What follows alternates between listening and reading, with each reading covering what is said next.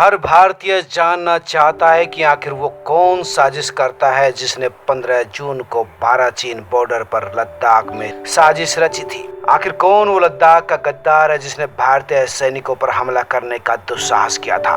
दोस्तों, आज हम आपके सामने उस चीनी अधिकारी का पूरा कच्चा चिट्ठा खोलेंगे जिसने 15 जुलाई की साजिश रची थी और आखिर वो क्या चाहता था और उसको क्या मिला।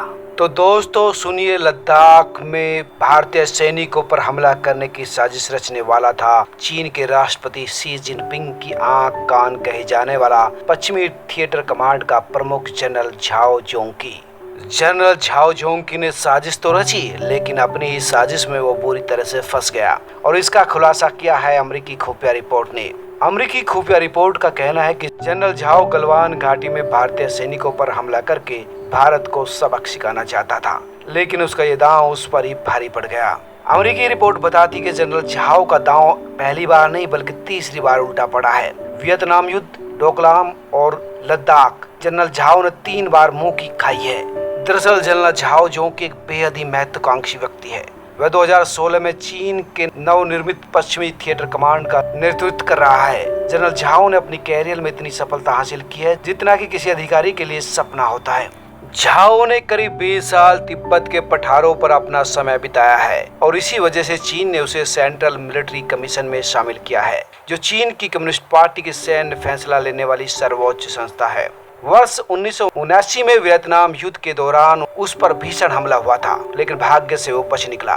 वर्ष 2016 में जनरल झाओ भारत की यात्रा पर आया था। जनरल झाओ चीनी राष्ट्रपति शी जिनपिंग के बेहद ही करीब लोगों में शामिल है। उन्हें चीनी सेना में बहुत क्रूर जनरल माना जाता है, जो घात लगाकर हमलों को अंजाम देता है। उसकी इस स्टाइल में चीनी सैनिकों ने गलवान घाटी में हमला किया था। जनरल झाओ कम्युनिस्ट पार्टी को यह दिखाना चाहता था कि वह बहुत ही योग्य व्यक्ति है और इसी वजह से उसने 2017 में डोकलाम में घटना को अंजाम देने की कोशिश की थी। जनरल झाओ चाहता था कि डोकलाम में और ज्यादा जमीन हड़प ली जाए। चीन के राष्ट्रपति शी जिनपिंग और जनरल झाओ दोनों ही सीपीसी के शाक्षी प्रांत के क्रांतिकारी हीरो माने जाते हैं और इसी वजह से वो दोनों बेहद करीब भी हैं। अमेरिकी खुफिया रिपोर्ट कहती है कि जनरल झाओ 1979 में वियतनाम युद्ध के दौरान पीएलए में थे और माना जाता है कि उसके कुप्रबंध की वजह से ही विवाद काफी बड़ा था। इसी युद्ध के दौरान जनरल झाओ पर जानलेवा हमला हुआ था, लेकिन वो बच निकला। वर्ष 2017 में डोकलाम विवाद के दौरान भी जनरल झाओ शामिल थे और करीब 72 दिन के गतिरोध के बाद भारतीय सैनिकों ने सफलतापूर्वक चीन को घुटने टेकने पर मजबूर कर दिया था।